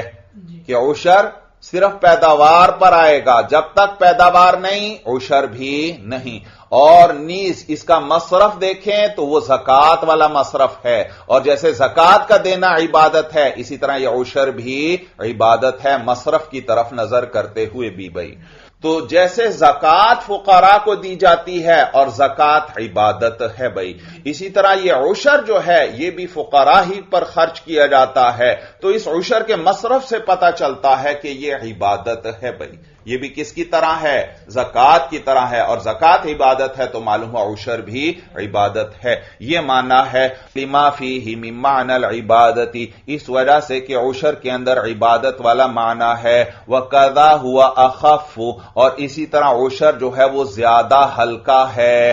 ایک ہے عشر، ایک ہے خراج۔ عشر ہلکا ہے کیونکہ عشر کے اندر پیداوار حاصل ہوگی تو پھر اس پیداوار کا 10واں حصہ دیا جائے گا بھائی، تو 9 حصے پھر بھی اس زمین والے کے لیے بچ گئے، تو اس کی ادائیگی میں آسانی ہے۔ جبکہ خراج جو ہے اس کے اندر پیداوار کو نہیں دیکھا جائے گا بلکہ زمین پر کاشت کی قدرت ہونی چاہیے۔ زمین پر کاشت کی قدرت حاصل ہے، پھر وہ شخص کچھ کاشت کرے یا کاشت نہ کرے ہر حال میں خراج دینا پڑے گا۔ معلوم ہوا عشر ہلکا ہے، وہ صرف پیداوار کی صورت میں ہے، بغیر پیداوار کے نہیں ہے بھائی۔ کہتے ہیں وَقَذَا هُوَ أَخَفُّ، اور اسی طرح عشر جو ہے وہ زیادہ ہلکا ہے خراج کے مقابلے میں، حیث يتعلق بنفس الخارج، کیونکہ اس کا تعلق نفس پیداوار سے ہے۔ خارج کا کیا معنی کریں گے یہاں؟ وہ چیز جو زمین سے نکلتی ہے یعنی پیداوار۔ کہتے ہیں حیث يتعلق بنفس الخارج، کیونکہ عشر کا تعلق نفس پیداوار سے ہے۔ آگے دیکھیے وَكُلُّ أَرْضٍ فُتِحَتْ عَنْوَةً، اور ہر وہ زمین جسے قوت بازو سے فتح کر لیا جائے، فَأُقِرَّ أَهْلُهَا عَلَيْهَا، پھر اس زمین والوں کو ہی اس زمین پر برقرار رکھا جائے، فَهِيَ أَرْضُ خَرَاجٍ، تو یہ خراجی زمین ہے۔ وَكَذَا إِذَا صَالَحَهُمْ، اور اسی طرح جب امام ان سے صلح کر لے، کفار کے ساتھ صلح کر لے تو کفار کی زمینیں ہیں لہذا اس پر خراج ہی آئے گا بھائی۔ کہتے ہیں وَقَذَا إِذَا صَالَحَهُمْ، اور اسی طرح جب امام ان کفار سے صلح کر لے، لِأَنَّ الْحَاجَةَ إِلَى ابْتِدَاءِ التَّوْظِيفِ عَلَى الْكَافِرِ، اس لیے کیونکہ یہاں پر جو حاجت ہے وہ کافر پر وظیفہ مقرر کرنے کی ابتدا ہے۔ کس چیز کی حاجت ہے؟ کہ کافر پر ابتداءً جو ہے وظیفہ مقرر کیا جا رہا ہے، تو کافر کے مناسب خراج ہے کیونکہ اس میں سزا کا پہلو ہے، تو لہذا ان پر خراج مقرر کیا جائے گا۔ تو کہتے ہیں لِأَنَّ الْحَاجَةَ إِلَى ابْتِدَاءِ التَّوْظِيفِ عَلَى الْكَافِرِ، اس لیے کیونکہ یہاں پر جو حاجت ہے وہ کافر پر وظیفہ مقرر کرنے کی ابتدا ہے۔ وَالْخَرَاجُ أَلْيَقُ بِهِ، اور خراج اس کافر کے زیادہ لائق ہے۔ وَمَكَّةٌ مَخْصُوصَةٌ مِّنْ هَذَا، اور مکہ اس میں سے مخصوص ہے۔ بھئی مکہ کو بھی تو نبی کریم صلی اللہ علیہ وسلم نے قوت بازو سے فتح فرمایا تھا، تو یہ تقاضا کیا کرتا ہے کہ مکہ والوں کی زمینوں پر بھی خراج ہونا چاہیے، لیکن ان پر حضور نے خراج مقرر نہیں فرمایا۔ معلوم ہوا مکہ جو ہے وہ اس حکم سے مخصوص ہے، اس کا یہ حکم نہیں ہے۔ تو کہتے ہیں وَمَكَّةُ مَخْصُوصَةٌ مِّنْ هَذَا، اور مکہ جو ہے وہ اس حکم سے مخصوص ہے۔ فَإِنَّ رَسُولَ اللَّهِ عَلَيْهِ الصَّلَاةُ وَالسَّلَامُ فَتَحَهَا عَنْوَةً، اس لیے کیونکہ حضور علیہ السلام نے مکہ کو قوت بازو سے فتح فرمایا، وَتَرَكَهَا لِأَهْلِهَا، اور اس کو اس کے رہنے والوں کے لیے ہی چھوڑ دیا، وَلَمْ يُوَظِّفِ الْخَرَاجَ، اور ان پر خراج مقرر نہیں فرمایا۔ مکہ فتح فرمایا اور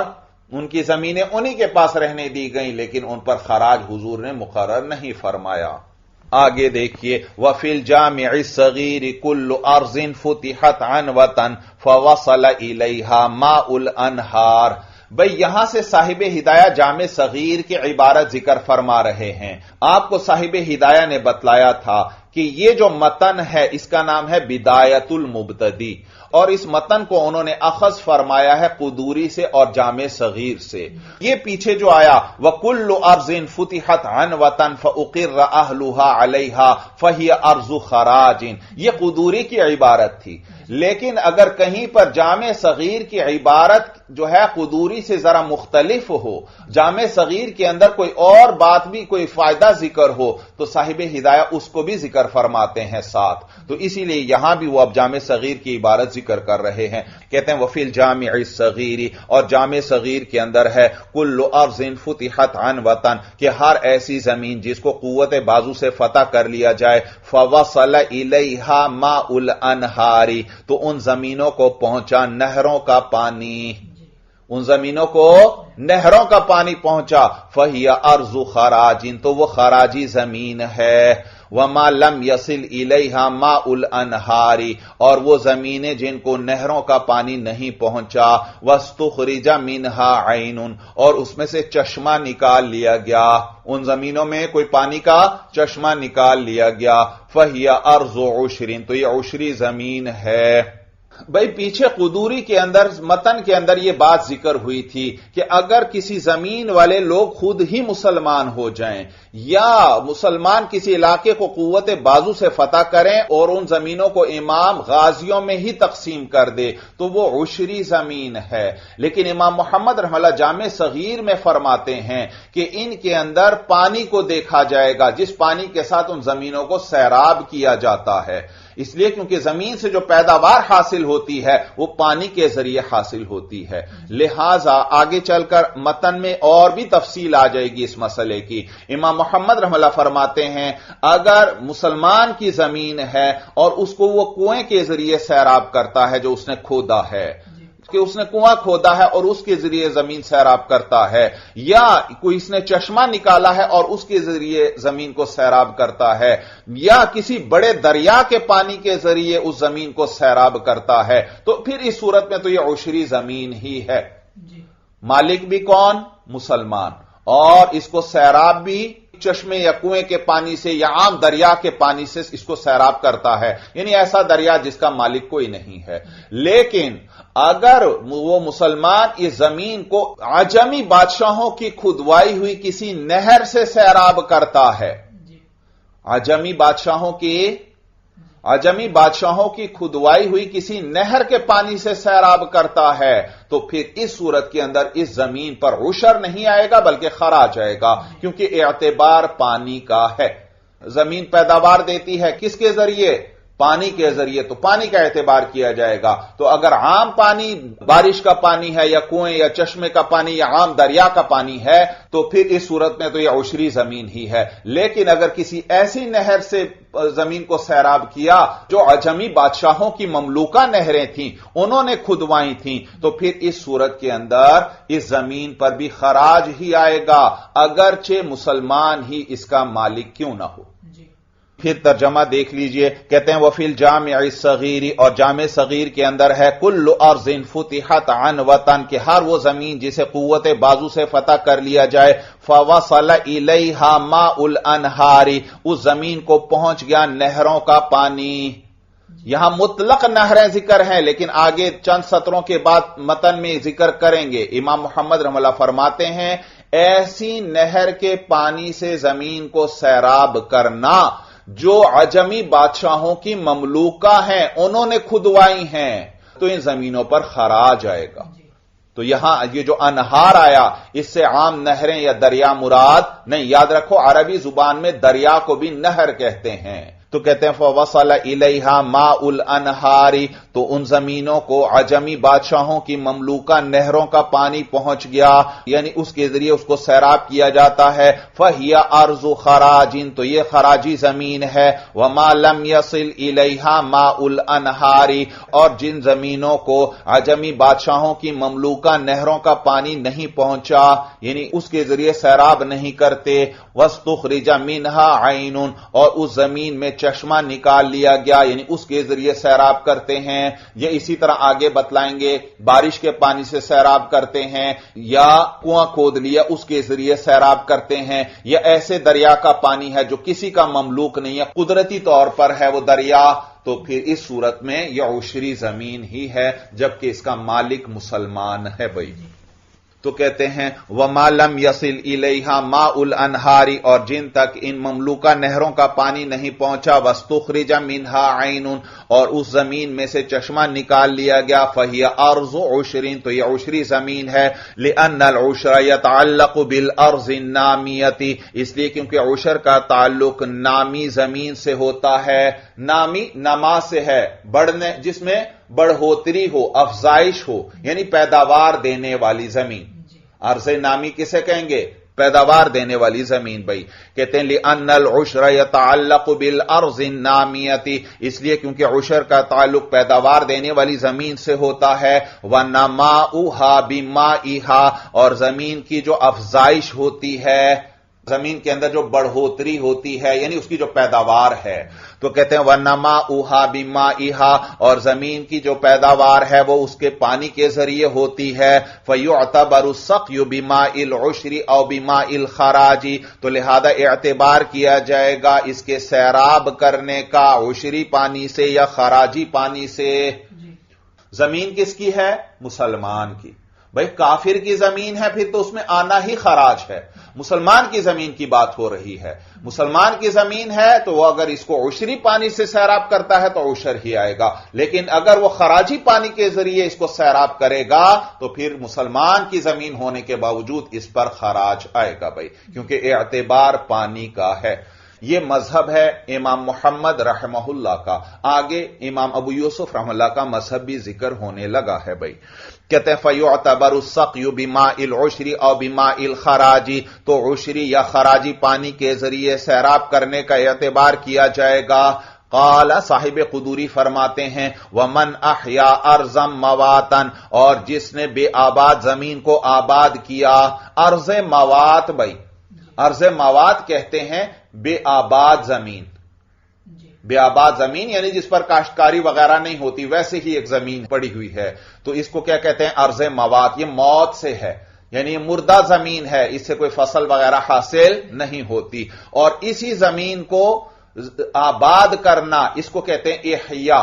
इहया अर्ज़ मवात, बेआबाद जमीन को जिंदा करना, यानी उसको आबाद करना, उसको काश्त के काबिल बनाना। याद रखो ये जो जमीनें हैं जिन पर आप देखते हैं लोग फसलें काश्त कर रहे हैं, ये इब्तिदा में ऐसी नहीं थी, ये लोगों ने बड़ी मेहनतें की हैं और फिर ये काश्त के लिए आहिस्ता आहिस्ता जमीन तैयार होती चली जाती है। सख्त जमीन होती है, उसके अंदर पत्थर वगैरह और चीजें होती हैं, और फिर काश्तकार उस पर मेहनत करते हैं। आहिस्ता आहिस्ता जो है वो जमीन बेहतर से बेहतर होती चली जाती है। तो ये जितनी जमीनें आप देखते हैं जिन पर काश्तकारी होती है, इनको बेइंतहा मेहनत के बाद इस हालत तक पहुंचाया गया है। बात समझ में आ गई? तो बहरहाल एक दफा जब जमीन तैयार हो गई और अब उसको इस्तेमाल करते रहेंगे तो सिलसिला चलता रहेगा। तो अब सूरत यह है कि ममलिकत इस्लामिया के अंदर बेआबाद जमीनें बाज पड़ी हुई हैं, तो याद रखो जो इनको आबाद करेगा वो इनका मालिक बनेगा।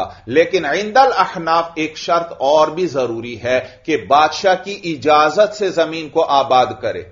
भाई एक बेआबाद वीरान जमीन पड़ी हुई है, बंजर जमीन पड़ी हुई है, और एक शख्स उसको आबाद करता है, तो इंदल अहनाफ मालिक नहीं बनेगा जब तक इमाम की इजाजत ना हो। वजह यह कि अगर बगैर इजाजत के जो भी जमीन को आबाद करे और उसका मालिक बनता चला जाए तो फिर तो ममलिकत के कामों के लिए जगहें तंग पड़ जाएंगी। भाई जिसका जहां जी चाहेगा जमीन पर कब्जा करके उसको आबाद करना शुरू कर देगा। तो इंदल अहनाफ इमाम की इजाजत से कोई बेआबाद जमीन को मेहनत करके आबाद कर लेता है, यानी उसे काश्त के काबिल बना लेता है, तो वो उसका मालिक बन जाएगा।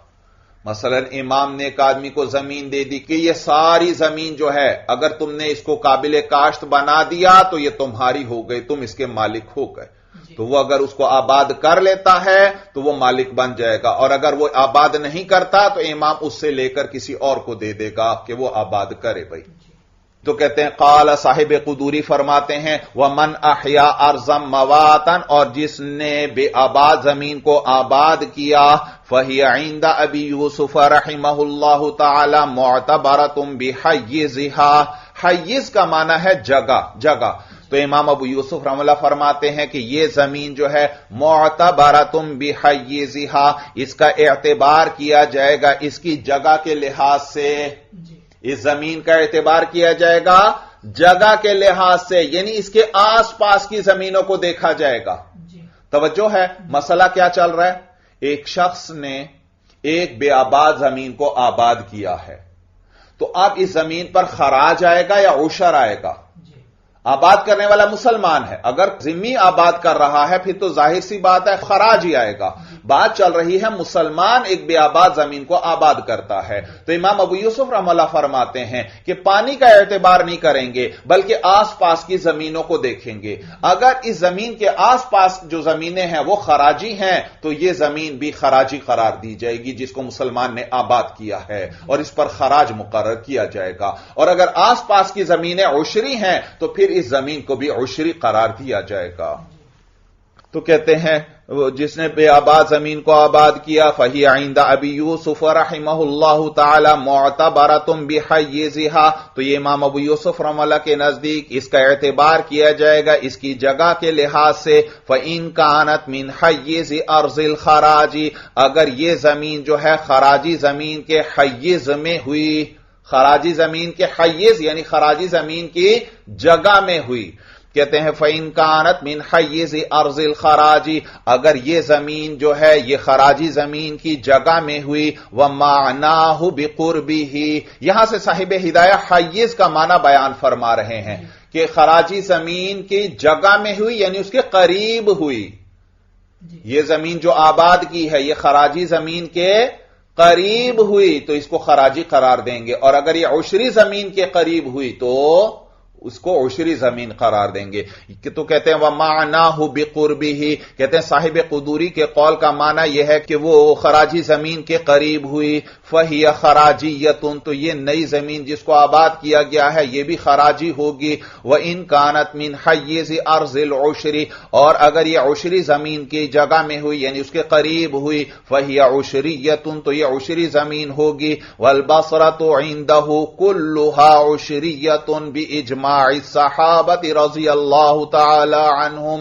والبصرۃ، اور بصرہ جو ہے عندہ امام ابو یوسف رحمہ اللہ کے نزدیک کلھا عشریۃ، وہ سارا کا سارا عشری ہے، باجماع الصحابۃ رضی اللہ تعالی عنہم، صحابہ کرام رضوان اللہ تعالی علیہم اجمعین کے اجماع کی وجہ سے، اجماع کی وجہ سے۔ امام ابو یوسف رحمہ اللہ فرماتے ہیں کہ قیاس تو یہ تقاضا کرتا ہے کہ بصرہ کی زمینوں کو خراجی قرار دینا چاہیے، کیونکہ اس کے قریب والی زمینیں ساری خراجی ہیں، اور جس زمین کے قریب ہو اسی کا اعتبار کیا جاتا ہے، تو بصرہ کی زمینوں کو بھی خراجی قرار دینا چاہیے، لیکن صحابہ نے اس کے اوپر عشر مقرر فرمایا، صحابہ نے عشر، تو صحابہ کے اجماع کی وجہ سے یہاں قیاس کو ترک کر دیا گیا۔ تو کہتے ہیں والبصرۃ عندہ کلھا عشریۃ، اور بصرہ جو ہے وہ سارا کا سارا عشری ہے امام ابو یوسف رحمہ اللہ کے نزدیک، باجماع الصحابۃ رضی اللہ تعالی عنہم، صحابہ کرام رضوان اللہ تعالی علیہم اجمعین کے اجماع کی وجہ سے، لأن حیز الشیء یعطى له حکمہ کفناء الدار یعطى له حکم الدار۔ یہاں سے امام ابو یوسف رحمہ اللہ کی دلیل ذکر فرما رہے ہیں صاحب ہدایہ۔ امام ابو یوسف رحمہ اللہ فرماتے ہیں کہ قریب والی زمینوں کا اعتبار کیا جائے گا، وجہ یہ کہ جو چیز کسی کے قریب ہوتی ہے اس کے لیے اسی چیز والا حکم ہو جاتا ہے، قریب الی الشیء فی حکم الشیء ہوتی ہے، جو جس چیز کے قریب ہو اس کا وہی حکم ہوتا ہے۔ کہتے ہیں لأن حیز الشیء، اس لیے کیونکہ کسی چیز کے جگہ مراد ہے قریب ہونا، کہتے ہیں لأن حیز الشیء، اس لیے کیونکہ کسی چیز کا جو حیز ہوتا ہے یعنی کسی چیز کے جو قریب ہوتا ہے، یعطى له حکمہ، اس کو اسی کا حکم دے دیا جاتا ہے، کفناء الدار، جیسے کہ گھر کا صحن ہے، یعطى له حکم الدار، اس کو گھر کا حکم دے دیا جاتا ہے۔ بھئی فناء الدار، گھر کا صحن، مراد وہ صحن نہیں ہے جو گھر کے اندر داخل ہوتا ہے، جو مملوک ہوتا ہے، نہیں، مراد ہے گھر کے قریب جو کھلی جگہ ہے، گھر کے قریب جو باہر کھلی جگہ ہے، جو اس شخص کی، اس گھر والے کی مملوکہ نہیں ہے، اس کھلی جگہ کا حکم بھی اس گھر کی طرح ہی ہے، یعنی اس گھر والے کے لیے اس زمین سے نفع اٹھانا جائز ہے، یعنی اس گھر والے کے لیے اس زمین سے نفع اٹھانا جائز ہے، کیونکہ یہ جو باہر کی زمین ہے یہ اس کے گھر کے قریب ہے۔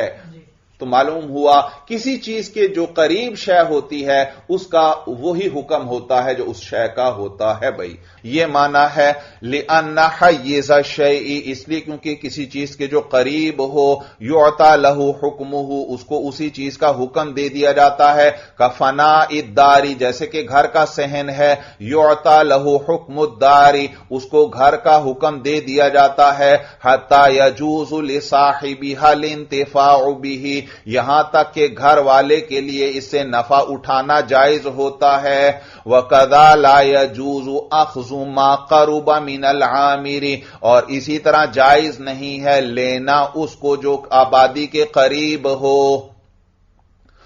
بھئی یاد رکھو،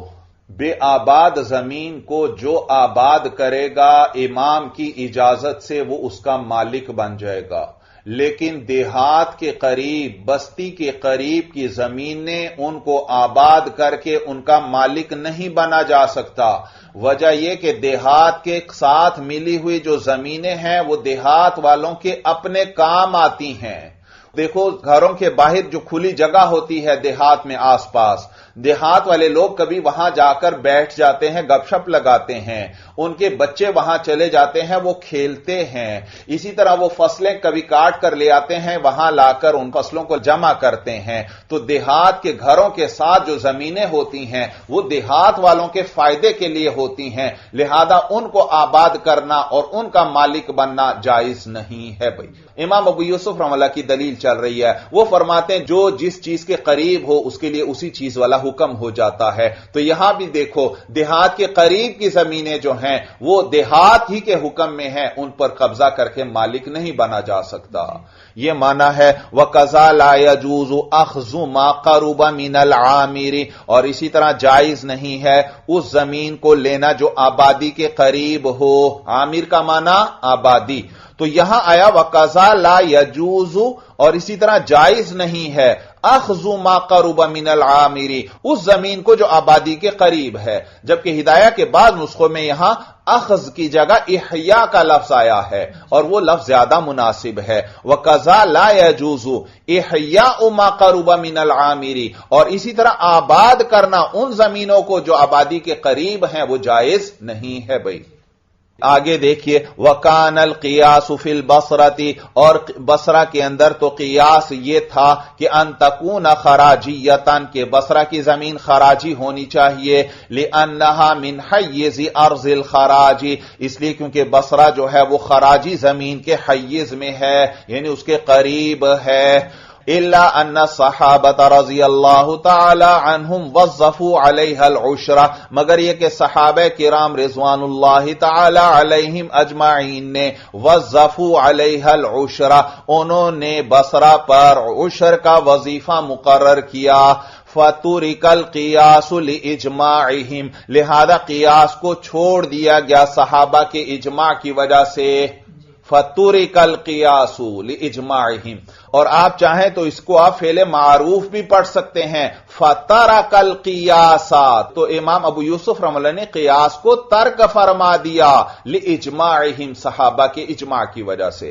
آگے دیکھیے وَقَالَ مُحَمَّدٌ رحمہ اللہ، بھئی یہاں تک بات چل رہی تھی، امام ابو یوسف رحمہ اللہ کا مذہب ذکر ہوا۔ ان کے نزدیک کسی مسلمان کی آباد کی ہوئی زمین کو خراجی قرار دیں گے یا عشری، وہ اس کے آس پاس کی زمینوں کو دیکھ کر اس پر حکم لگایا جائے گا۔ جبکہ امام محمد رحمہ اللہ کے بارے میں کچھ تفصیل میں نے پہلے ذکر کر دی تھی، ان کے نزدیک اعتبار اس پانی کا ہے جس کے ذریعے زمین کو سیراب کیا جا رہا ہے۔ اگر عشری پانی سے زمین کو سیراب کیا تو یہ عشری زمین ہے، یعنی بارش کا پانی ہے یا کنووں کا پانی ہے یا چشموں کا پانی ہے یا ایسے دریا جو کسی کے مملوک نہیں۔ تو اس صورت میں یہ عشری زمین ہے. اور اگر خراجی پانی کے ذریعے اس زمین کو سیراب کیا، یعنی ان نہروں کے پانی سے جو عجمی بادشاہوں نے کھدوائی تھی اور جو ان کی مملوکہ ہیں، تو پھر یہ زمین خراجی ہوگی.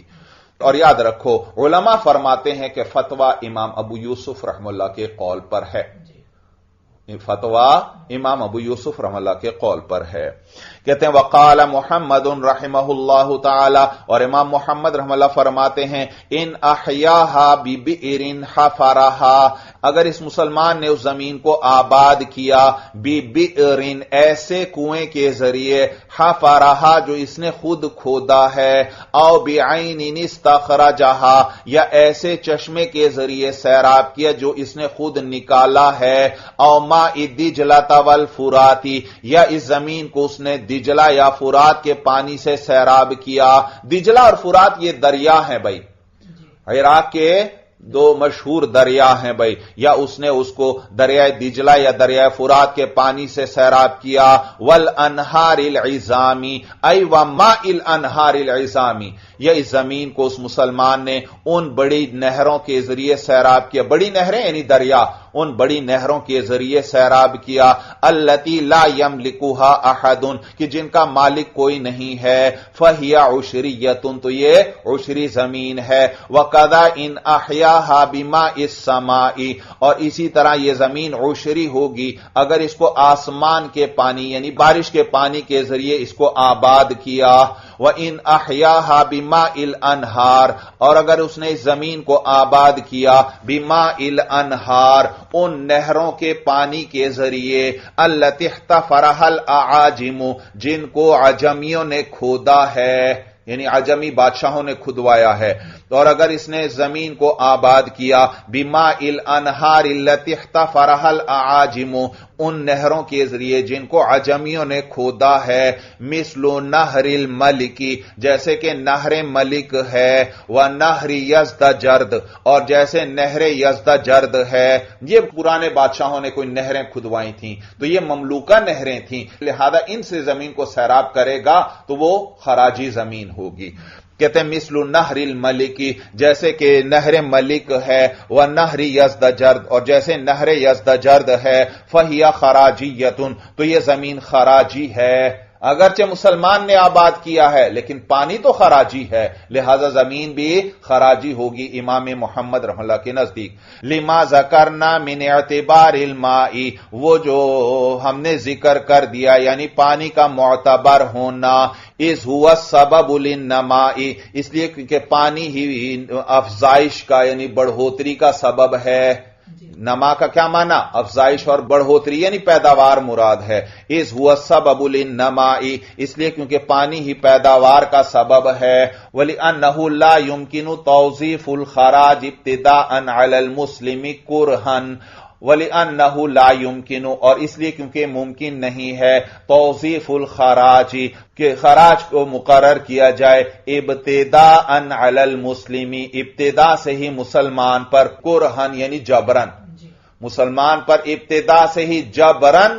جبرن خراج مقرر کر دیا جائے، یہ ممکن نہیں ہے. مسلمان پر عشر لازم کیا جائے گا، لیکن اگر اس نے خود کوئی ایسا کام کر لیا، مثلا اس نے خراجی پانی سے زمین کو سیراب کیا ہے، تو پھر اس وجہ سے خراج مقرر کیا جائے گا. تو کہتے ہیں وَلِأَنَّهُ لَا يُمْكِنُ تَوْظِيفُ الْخَرَاجِ ابْتِدَاءً عَلَى الْمُسْلِمِ كُرْهًا، کہتے ہیں اس لیے کیونکہ ممکن نہیں ہے کہ ابتدا سے ہی خراج کا وظیفہ مسلمان پر جبرن مقرر کر دیا جائے. فَيُعْتَبَرُ فِي ذَلِكَ الْمَاءُ، تو اس کے اندر پانی کا اعتبار کیا جائے گا. لِأَنَّ السَّقْيَ بِمَاءِ الْخَرَاجِ دَلَالَةٌ الْتِزَامِيَّةٌ، اس لیے کیونکہ خراجی پانی سے سیراب کرنا دلالت الالتزامیۃ، یہ دلالت التزامی ہے،